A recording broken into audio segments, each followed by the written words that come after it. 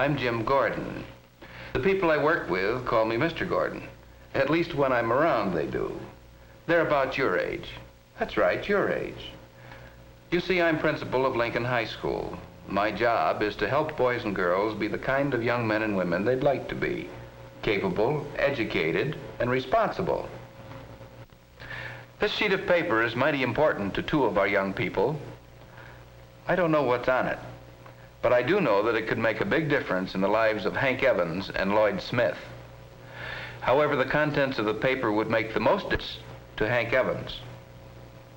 Before I look at it, I'd like to tell you some things about Hank Evans, and I know more about him than he thinks I know. Hank Evans came to Lincoln High School from Lowell School. His older sister Vera had been one of our best students, and we were glad to have another Evans at Lincoln. It was the opening day of school, and Hank was in the midst of... Jane Cox? Here. Henry Evans? Here. You're Vera Evans' brother, aren't you? I had Vera last Yeah, I'm year. her brother, but can't I be just plain Hank Evans? Lloyd Smith? Here. Hank Evans had a right to expect that he be treated as an individual, not just as Vera Evans' younger brother. But it's the things that come out after you've known a person a while that really tell you about him. For instance, about the third week of school in Miss Jackson's English class, Hank decided... Very important to discover why Shakespeare introduced the ghost into the scene. Now, just a moment now, just a minute. Will you please follow through on chapters 9 and 10, just as you did chapter 8 today, and be ready to discuss them tomorrow? You got that now? Chapters 9 and 10. All right, we may go now. Hi, Sam. Hi, Lloyd. How's the boy? How are you? Hi, John. Wait a second, next to me. Hi, John. How are you? Hey. Oh, why don't they let us out of class on time? I've got to go clear over to the other side of the building. Oh, I know what you mean. I got the same... Miss Jackson, I'm sorry, but I didn't get the complete assignment for tomorrow. There was so much noise in the hall. I know, and I'm sorry. It's chapters 9 and 10. Read them and be ready to discuss them tomorrow. Chapters 9 and 10. Read and be ready to recite in class, as we have been doing. Is that it? That's it. And I promise not to wait until the end of the period to make the assignment next time. Thank you. I'm glad that's done. Homework in every class but Miss Jackson's. It's a wonder she didn't... Say, she did say something about 2 chapters. But what? And what 2 chapters? All finished with it?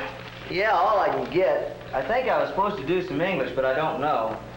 Hadn't you better find out? Oh, gee whiz, how can I? She threw some stuff at us right at the end of the hour. Nobody could have got it if I didn't. They might have. Why don't you call someone? Oh, all right. I'll call Lloyd Smith. Maybe he'll know. 2903.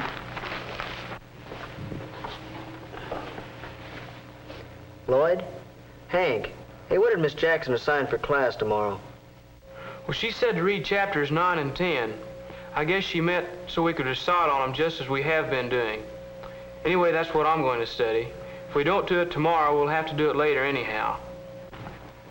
But you don't know for sure. Well, thanks, Lloyd. Goodbye. Chapters 9 and 10. Maybe. If it's not 9 and 10, well, then I've read them for nothing. Besides, I've done enough work for one night. Perhaps Hank wasn't entirely to blame that he wasn't prepared for English class the next day. But Beverly Anderson was prepared. She had taken it upon herself to make sure what she was supposed to do, and had written it down so it wouldn't slip her mind. Lloyd Smith could contribute to the class discussion too, because he had learned that you can't let things slide and expect to keep up. And Hank? Oh, he had a couple of bad moments. He hardly knew what was being talked about, but he managed to avoid being called on to recite, and no one except himself was the wiser. I could unfold this slip of paper right now and see whether we, the teachers and I, have been wrong and Hank Evans has been right. Does it make any difference if you let things slide once in a while? But let me tell you another incident in Hank's career. He and Lloyd Smith used to get their lessons together. It was an even-up proposition. Neither one of them did more work than the other. Quantity x minus 3 times quantity x minus 5. Hey, look here, Lloyd. This isn't going to prove out. We've got a mistake somewhere. Well, maybe it's up here in this first substitution. Hey, how'd that 5 get in there? Hey, that's it. How'd we miss that? Let's see. Well, it's going to factor now. Sure it is. Of all the dumb mistakes. And that finishes the problems, too. Yeah, as soon as we can copy them over. Copy them over? What for? Well, I figured all over the place. Mr. Ellis will never be able to find my answers. I'll draw a circle around the answers. He wants to see how we got them, doesn't he? Well, sure, I intended to put in all the figuring, but like there, where you marked out all that stuff. Don't you want to copy it over so it'll look better? Is this art or algebra? I got all the answers, and they're all right. That's all I care about. Well, I think I'll copy mine. Suit yourself. It may not be quite fair to say that this attitude toward his work was what you remembered about Hank Evans. Hank was friendly, intelligent, popular, and had a way with people. Most of the time, he was an asset to Lincoln High and to himself. But there were times. Say, did you get your theme finished? Yeah, I think it's going to be pretty good. I've only got about 4 more pages to type. To type? Why, they're supposed to be handed in this morning. But Miss Granby said they were due on the 27th. I've got news for you, boy. This is the 27th, Wednesday the 27th. But we always hand themes in on Friday. I didn't look it up. I just naturally thought Friday was the 27th. How'd you ever let a thing like that slip your mind? For probably the first time, Hank couldn't make anyone see how reasonable his error had been. Miss Granby asked him to see her after class. Hank, I've wanted to talk with you for some time.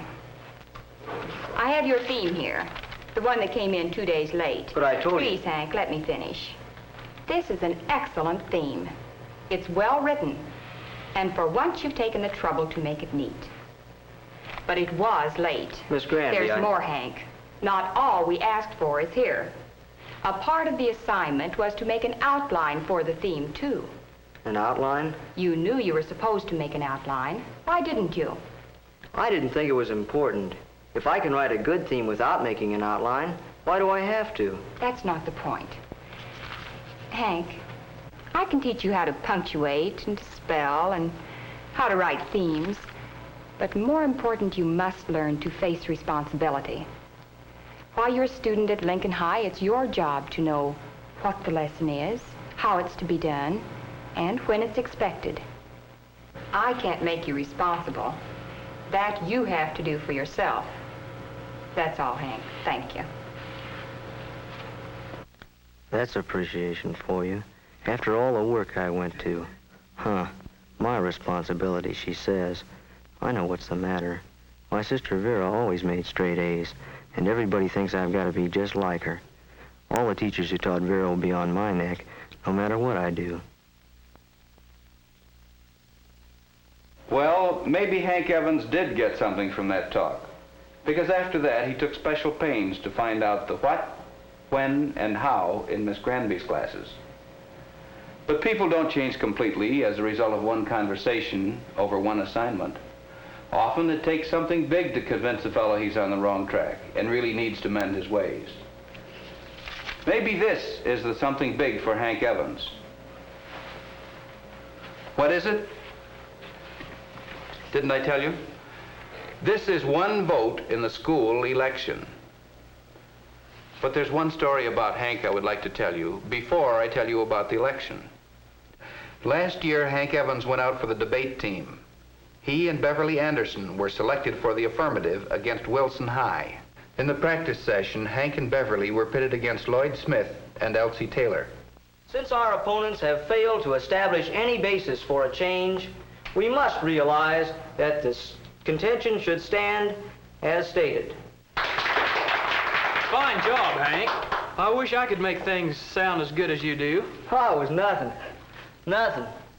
At least Bev doesn't think so.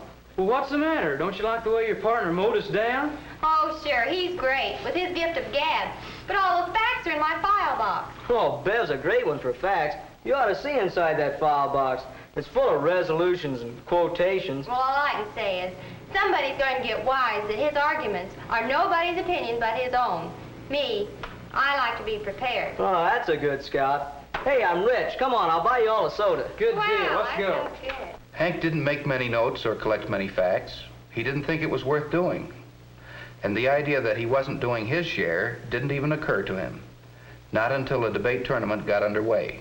Then, not being sure of his facts and faced by students from Wilson who knew their facts, Hank began to suffer from a strange, terrible malady, stage fright. With stage fright, his ability to make his arguments sound convincing evaporated. It was pretty bad. He knew that he had let Beverly down, and not just Beverly, but the school. The tournament was lost, of course. Lincoln lost because of Hank Evans, the guy who could have prepared himself, but didn't. Could he be trusted again? Another test was coming up very soon for Hank Evans. Not an ordinary test. It might be better to call it a judgment of Hank by his fellow students. Hank was nominated for president of the student body, and the other candidate was his friend, Lloyd Smith. The election was held this morning during the first period. For president, Hank Evans and Lloyd Smith. Vote for one. Which one? Hank? He's friendly, popular, good-looking. He'd give outsiders a good impression of the school. Or would he? Lloyd Smith? Not quite so cocksure, but a good student, dependable, always responsible. He never lets you down. Hank Evans or Lloyd Smith? Vote for one. Which one? Each of the boys had something to recommend him, and each had his followers. We knew the election was going to be close. Look, it's a tie. 195 votes apiece. Hey, you guys, look at this. What do we do now? Mr. Gordon, it's a tie. Hank and Lloyd both have the same number of votes. Are you sure? We've checked and rechecked. It comes out the same. A deadlock. Does this mean we have to hold the election over? Well, perhaps not. Doesn't your Constitution provide for an absentee ballot? Yeah, but was anybody absent? Well, let's have Miss Jenkins check to see if there are any absentees this morning. If there were, they should be allowed to vote, too. Yeah, Good idea. I wonder who Is was anyone out absent here? this morning, How you about know? English? There was only one person absent this morning, and his vote will determine who will be elected. How was he voted? For Hank, the more popular one, or for Lloyd, the more responsible one? Here it is, the one vote that decides the election. Is it for Hank or for Lloyd? How would you vote? Why?